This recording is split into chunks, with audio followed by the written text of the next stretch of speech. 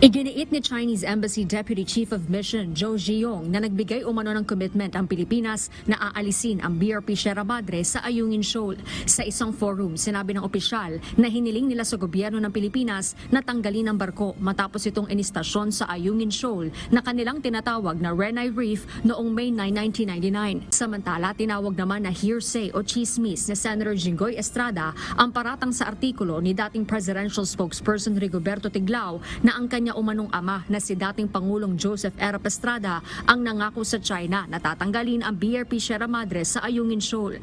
Name names. Because we are also at a loss. We are also in limbo kung sino talagang nangako. Ayon kay Senator Estrada, nakausap niya sa telepono si dating Defense Secretary Orly Mercado na nagsilbi noong panahon ng kanyang ama at pinatotohanan umano nito na walang pangako o kasundo ang nangyari sa ilalim ng administrasyong Estrada.